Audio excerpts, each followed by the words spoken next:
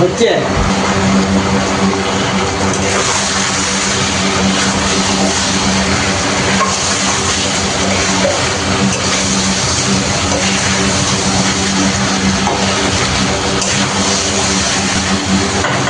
মশলাটা ভালো করে কষাতে হবে, নিচে যেন লেগে না যায়, তার জন্য সবসময় স্লাইসারটা নাড়াতে হবে।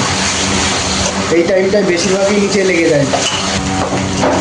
এবার মশলাটা নিচে লেগে যাচ্ছে অনেকটাই, কষানো অনেকটা হয়ে গেছে। এবার জল দিয়ে দেবো, পরিমাণ মতন জল দিয়ে ঢাকনা দিয়ে রেখে দেবো।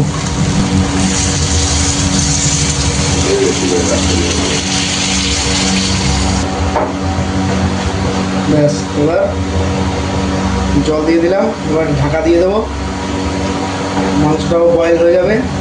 এই সময় মিডিয়াম আছে, একদম স্লো আছে, ঢাকা দিয়ে দিতে হবে।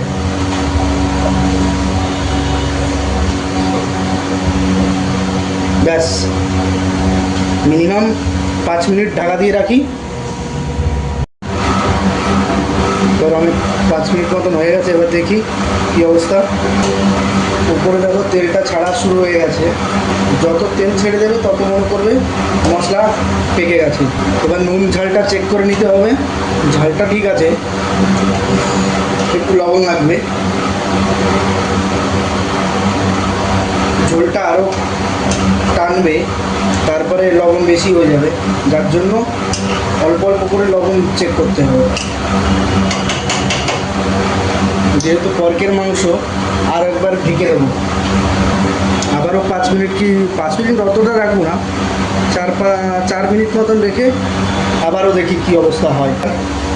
4-5 মিনিট রেখে দিয়েছি, দেখো এবারটা কালারটা কত সুন্দর হয়ে গেছে। আশা করি আলুটা পর্কটা হয়ে গেছে, বয়েল হয়ে গেছে।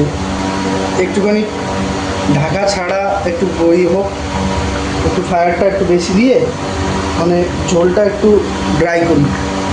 লাল হয়নি কারণ আমরা কোনো শুকনো লঙ্কা বেশি দিইনি, কালার ও গুঁড়ো লঙ্কাও দিইনি বেশি, যার জন্য কালারটা আসেনি। ব্যাস, এবার একটু গরম মশলা দেবো, গরম মশলা দিয়ে গ্যাসটা বন্ধ করে দিয়ে কিছুক্ষণ রাখবো। গরম মশলা দিয়ে দিলাম, চারিদিকে ছড়িয়ে একটু মিলিয়ে নিলাম,